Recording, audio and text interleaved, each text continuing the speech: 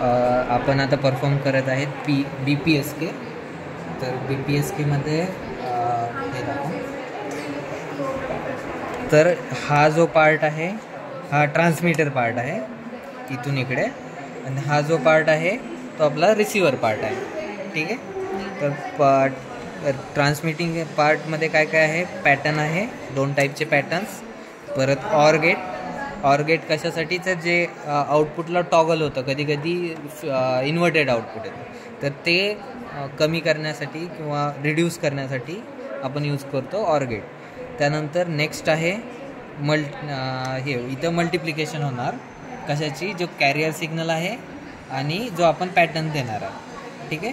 तर पॅटर्न आणि कॅरियर सिग्नलची जी फ्रिक्वेन्सी ती कशी चेंज होणार, कशाच्या अकॉर्डिंग, तर फेज चेंज होणार पॅटर्नच्या अकॉर्डिंग. पॅटर्न हा आपला मेसेज सिग्नल. ठीक आहे. तर फर्स्ट आपण पॅटर्न चेक करून घेऊया.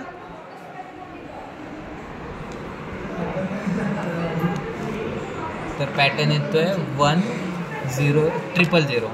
ठीक आहे. नेक्स्ट आपला जो पॅटर्न आहे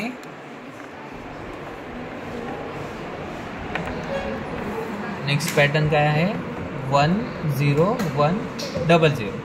ठीक आहे. आपण एकच फर्स्ट पॅटर्नच यूज करणार आहे.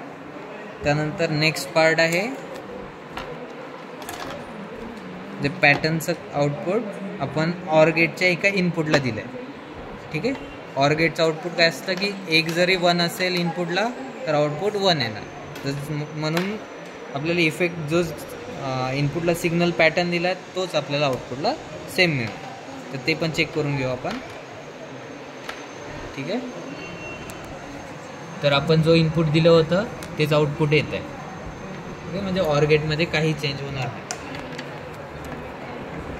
तर नेक्स्ट काय आहे, ऑर गेटचं जे आउटपुट आहे ते दिलं आपण, जे BPSK मॉड्युलेशन होणार आहे ते मेन पार्ट हा आहे PSK.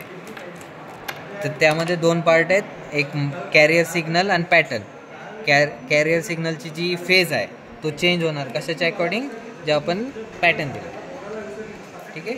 तर आपण काय करूया आता, कॅरियर सिग्नल तर हा इंटरनली कनेक्टेड आहे म्हणून आपल्याला आउटपुट द्यायची गरज नाही. डायरेक्टली आपण BPSKचा आउटपुट चेक करूया.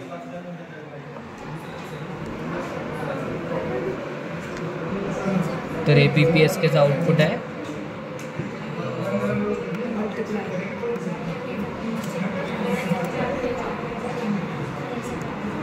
ठीक आहे. इथे दिसतंय चेंज झालेले फेज हा चेंज होणार, M किंवा Wच्या पॅटर्नमध्ये चेंज होणार.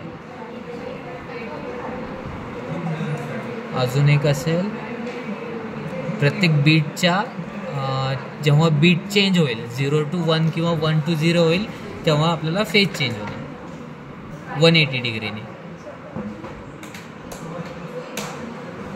हे इथे दिसतंय नेक्स्ट फेज चेंज. ठीक आहे. तर आता चेक करूया आपण. हे झाला ट्रान्समीटर पार्ट. ठीक आहे. BPSK सिग्नल आपलं जनरेट झालेलं आहे. बायनरी फेज शिफ्टिंग, जसं बीट चेंज होतील बायनरीचे तसे फेज चेंज होतील. ठीक आहे. नेक्स्ट आता पार्ट काय आहे आपला, तर जे रिसिव्हर पार्ट. तर रिसिव्हर पार्टमध्ये 2 आहेत, एक आहे कॅरियर रिकव्हरी पार्ट आणि जो आपला पॅटर्न रिकव्हरी पार्ट. ठीक आहे. तर PSKचा आउटपुट आपण देऊया इनपुटला, कॅरियर रिकव्हरी पार्टच्या इनपुटला दिलं.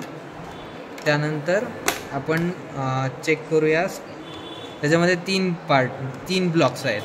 एक स्क्वेअरिंग सर्किट आहे, त्यानंतर बँड पास फिल्टर आहे, आणि नेक्स्ट डिवाइड बाय 2 नेटवर्क, म्हणजे फ्रिक्वेन्सीला डिवाइड करणार 2 ने, हाफ करणार.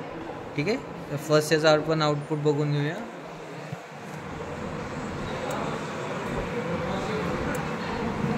नेक्स्ट तर आता आपण स्क्वेअरिंग सर्किटचं आउटपुट बघतोय.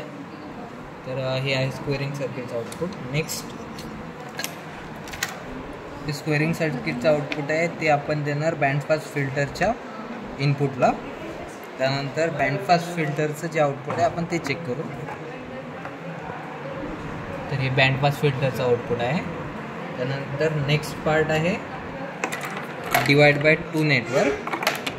तर डिवाइड बाय 2 बँड पास फिल्टरचं आउटपुट डिवाइड बाय 2 नेटवर्कच्या इनपुटला दिलं. त्यानंतर त्याचं आउटपुट चेक करून घेऊया.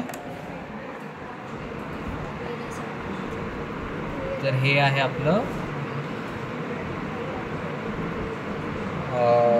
Divide by 2 नेटवर्कचं output. ठीक आहे. तर नेक्स्ट आपण देणार आहेत आता, यामध्ये 2 आहेत, PN1 PN2.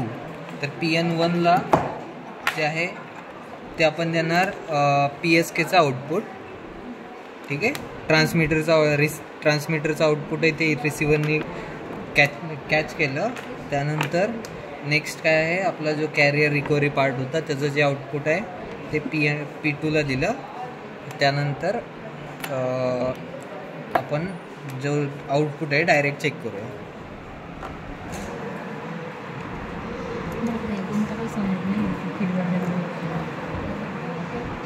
P1ला दिलं होतं आउटपुट ते P2ला द्यायचं आहे, आणि जे कॅरियर रिकव्हरी पार्टचं आउटपुट आहे ते P1ला द्यायचं आहे. ठीक आहे. तर अगोदर मी स्विच केलं होतं ते चुकीचं आहे. तर आता P2ला जे PSKचं आउटपुट देतो आहे आणि P1ला जे कॅरियर रिकव्हरी पार्टचं आउटपुट देतो आहे. ठीक आहे. तर आपण आता डायरेक्ट जे डेटा आहे जो आपण मेसेज सिग्नल होता ट्रान्समिट केला आहे, आता रिसीव केल्यानंतर आपण डिमॉड्युलेट केलं त्याला आणि आता त्याला चेक करतो. अरे आता ते ठीक आहे. आता हे म्हटलं तर हे आपलं आउटपुट आहे. तर आता तुम्ही बघितलं असेल की अगोदर इन्व्हर्टेड आउटपुट दाखवत होतं, तर मी ह्या स्विचला टॉगल केलं तर आउटपुट आपलं बरोबर आलं.